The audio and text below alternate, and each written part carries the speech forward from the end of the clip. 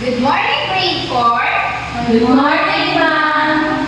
Before we start, can you please all stand and let us have a short prayer, class? Can you lead the prayer, Nicole? Nicole, can you lead the prayer? Bless us, O Lord, and guide us.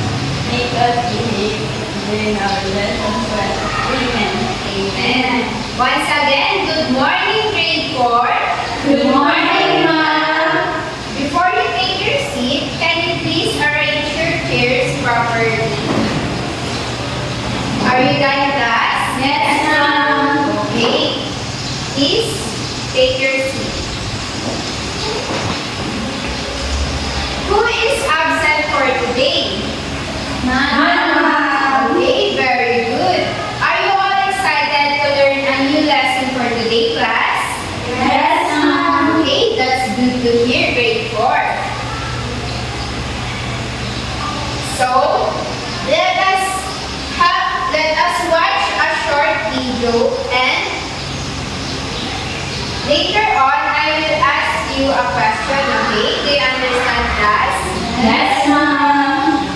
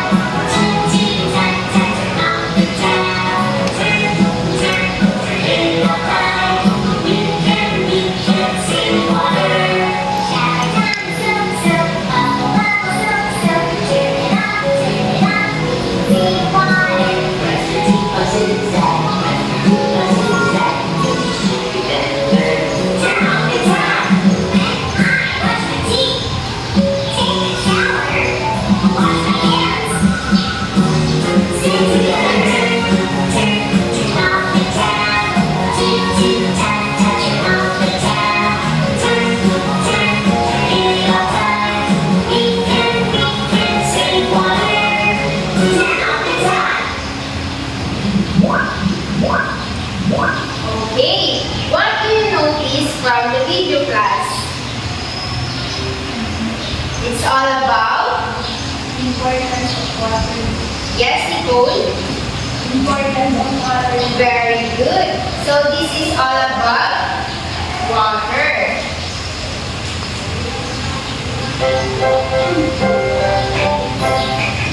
So the top means it is the other term of faucet. Okay, do you understand, class? Yes. So what can we do to save the water? What do you do to save the water? Yes, Nicole? We should always close the tap or faucet. Very good. So we will always close the faucet so that we can save water. So for our objective, can you read, class?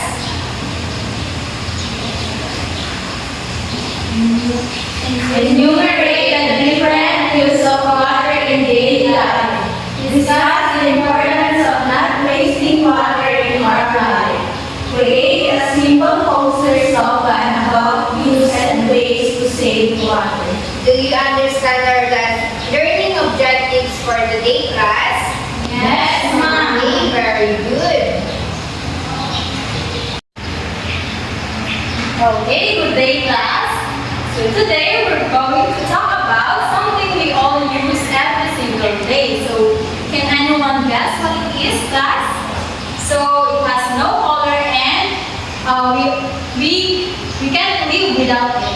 Anyone? Yes, Julian? Water. Yes, very good. It is water. So today, we're going to discuss about the uses of water in our daily activities. So, we watched a video earlier. So, can someone remind us of some of the ways people use water in the video class? Anyone? Can you raise your hands? Yes, Shane? To brush their teeth. Yes, very good. What else? Yes, Julie? Making a mouth. Yes, very good. How about you, Jillian? Swimming. Yes, very good. Now, take a look at this picture. So, what can you observe the girl doing in the picture? Anyone? The bird is brushing her teeth. Yes, Julian? Can you stand up? She's brushing her teeth. Yes, she is brushing her teeth. How about this picture? Okay, Julian? Washing their hands on. Okay, so the two girls are washing their hands. How about these two pictures? Okay, so based on the pictures I've shown you, what can you observe? Anyone? They are making a Yes, Nicole? Mom is making a coffee. Mom. Yes, Julian? Mom, I think water can do is a coffee and milk. Yes, very good. So, that's right. And all the things they do are done when you wake up in the morning. So, today class, we're going to define what is water. So, everybody, let's read the definition class. Water is one of our basic needs. All living beings, humans, plants, and animals need water to survive and grow. It is also a habitat for many animals. Water is also full of universal need. Okay, so water is not just for us, but also for animals, plants, and even the environment. And water is also called the universal need because all of the living things on earth require water for survival. So, but what about our own bodies? Do you think water is important for us? Yes, Mama. Why is it important? It helps us to stay hydrated. Yes, very good, Jillian. So, water help us to digest foods, and also it also removes the toxins in our body. So our body is made up of 60% of water. So we need it to stay healthy. Now let's think. What would happen if we had no water? Anyone? Yes, Julie? It will lead to dehydration. Okay, very good. Now that we know how important water is, do you think we should waste it? No. Why? Why do you think? Why do you think so? We should not waste water. Because it is important. Because it's Yes, Nicole, can we stand up and answer? Because water is a universal need. Yes, very good. And Julian? What else? Mom, can you repeat the question? Why should we not waste water? Mom asked Nicholas that it is a universal need, so without water, we will die. Yes, that's right. Very good. Cut mo din. Tama. Ay, sobrang kawal. Cut mo. That's right. Since water is very important, we should also learn how to save it. Now, let's take a look. Let's take a look on the picture here in front. So, ano yung masasabi or what can you observe on the water? On the picture, purify. Anyone? Melissa? Ma'am, turn off the faucet after using it. That's right. Okay, so this picture shows how to save water, or it is a simple ways to save water. So let's take a look on the first one. So what can you observe on the first one? This one. Turn off the faucet. Turn off the faucet. Fixing the faucet. That's right. So this one, it will, we are required to use tool to fix the faucet. So kapag nakita nyo na yung tubo or your faucet is leaking, we should use tools to fix it para maiwasan natin ang pagsayang ng tubig. And the next and the third one is connected. So sino sa inyo yung naka-observe na yung ate o nanay ninyo is ginagamit yung pinaghugasan nila ng veggies and fruits to water plants. Very good. So that's a very good doing or action. So yung pinaghugasan natin ng veggies and fruits, we can use it to water plants to save water. And the fourth and fifth one is connected also. So what can you observe on the fourth and fifth picture? Anyone?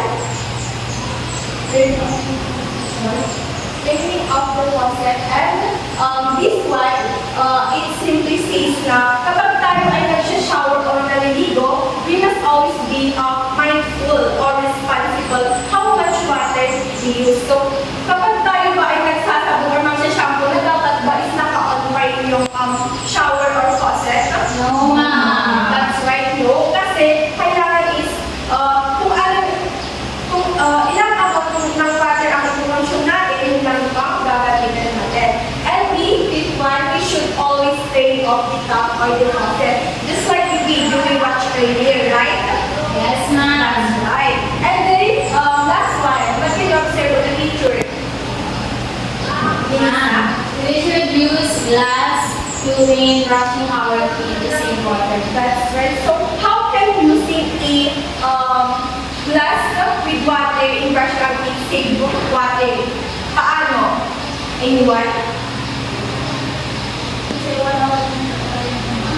Nicole, stand up. Kasi wala akong kakalang bilas use ng faucet. Parang,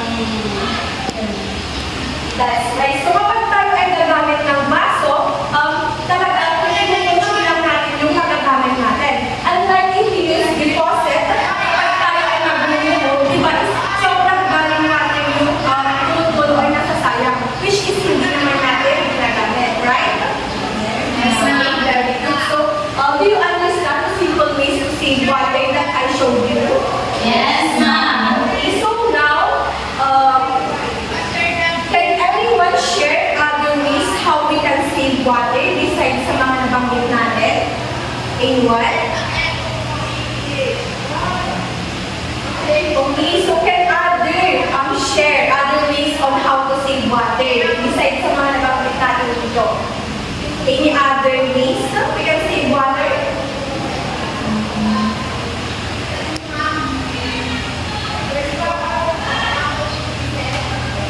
Okay, Jean? Huwag gumamit lang po ng tubig kapag kinakailangan.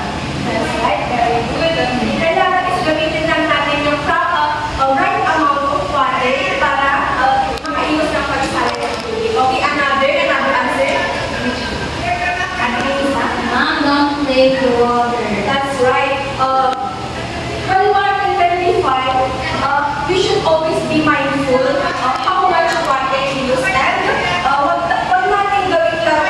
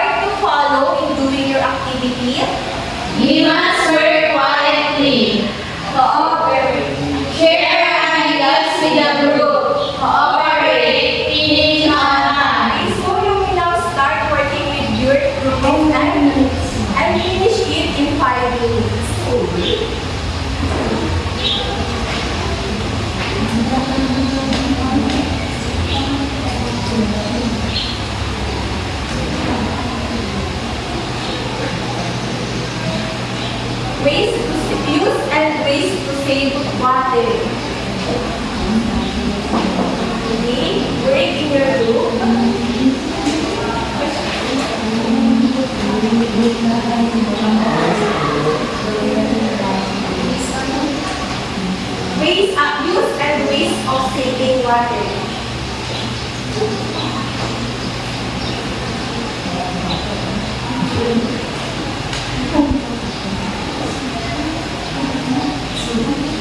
Yes, post this guys with the use and the piece of saving water.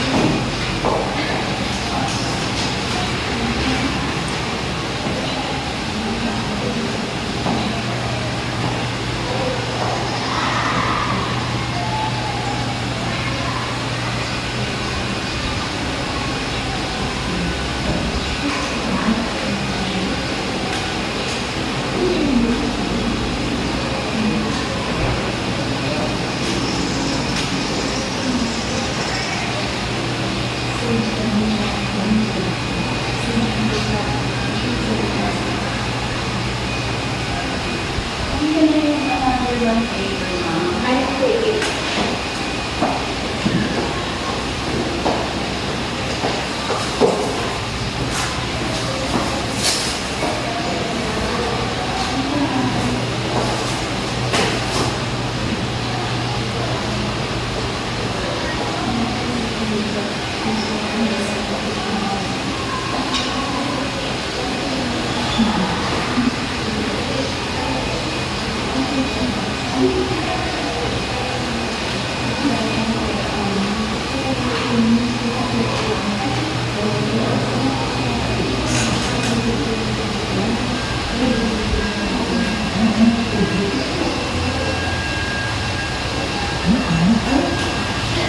Are you finished class?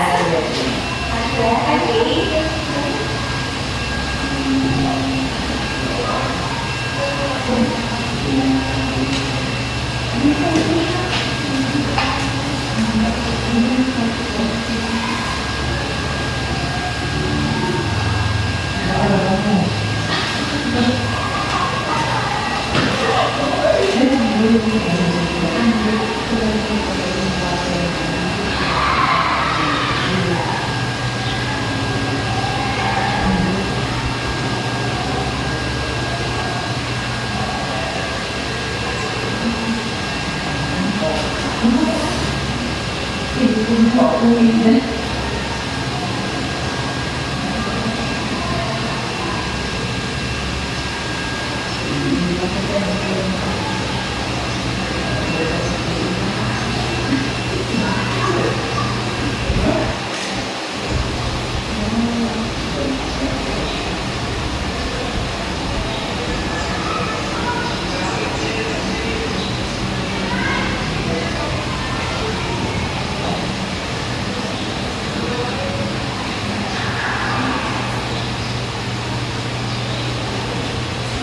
Okay, are you done, class? Yes, done. Okay, group 1 is done. And be quiet while other is still doing your activity.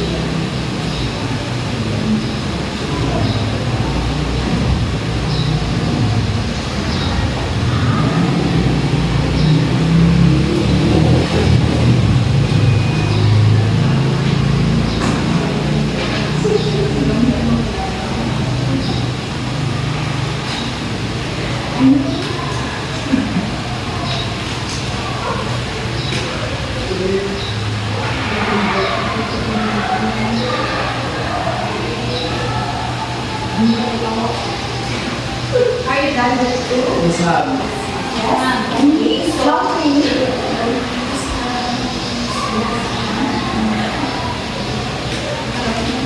okay, so group 1, let me come here in front and start your activity. So this is our poster's slogan, and it says here, save every drop, use water, and use water wisely. So this one means use glass if you brush your teeth, and this one do not waste every drop of water. Okay, very good. So let's give group 1 5 claps.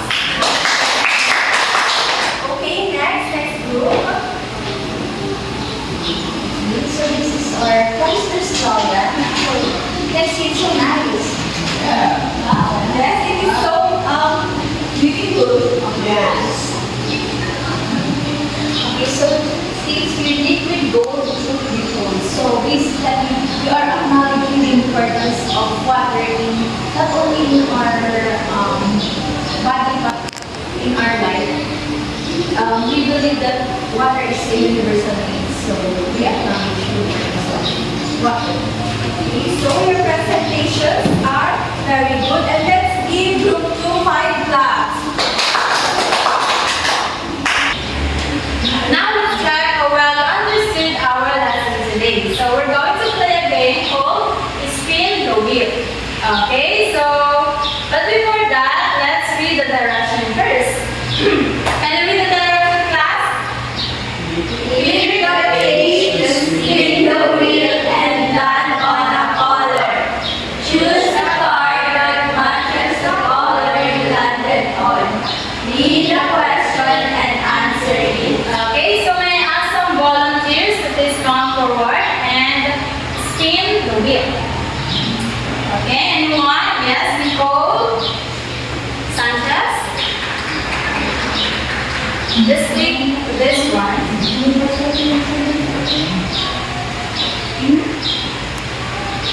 Then stop. Okay, so you just pick this color and you're just going to answer this question. Okay? Why is water important in our daily life? Okay, so why is water important in our daily activities? Yes, Nicole?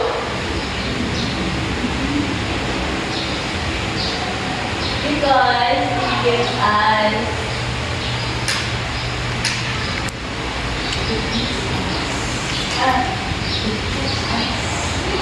Okay, can anyone help Nicole, please, to answer this question?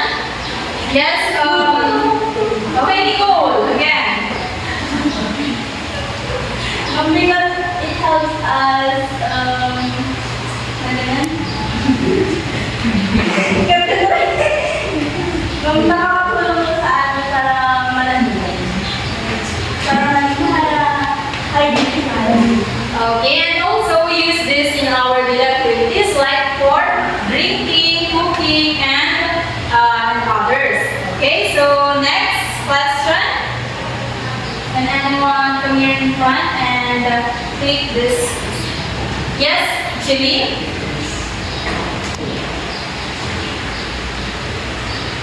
You just click the button.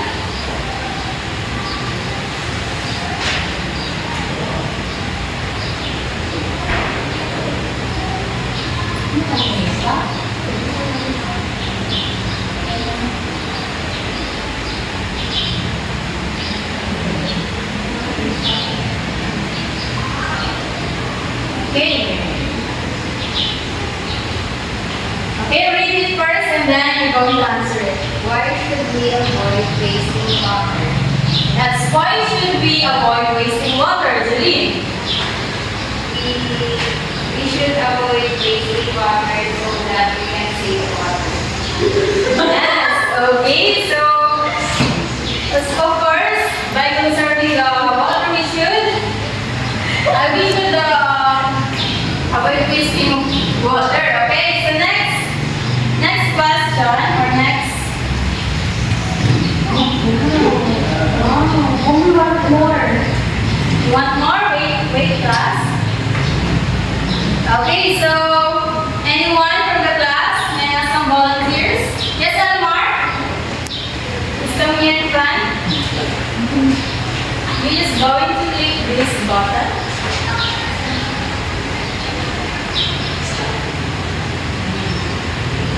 Okay. So you read first and then answer it. How can we ensure that our water is clean and safe to use? So we can ensure that water is clean by boiling it before drinking using water heaters. Okay, very good. Okay, good job everyone. You answered it well. So let's give ourselves 5 claps, class. Okay, very good.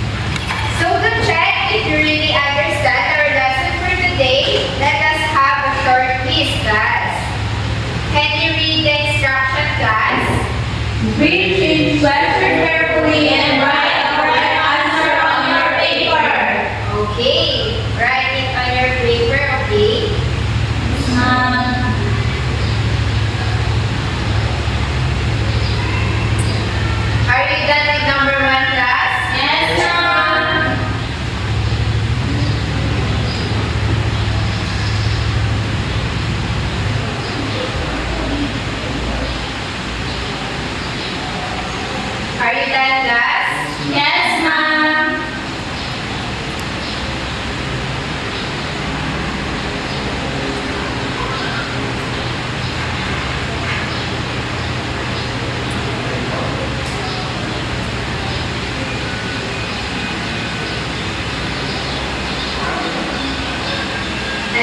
last one is, are you done, class? Yes, ma'am.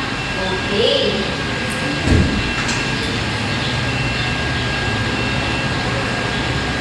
Okay, pass your papers forward, class.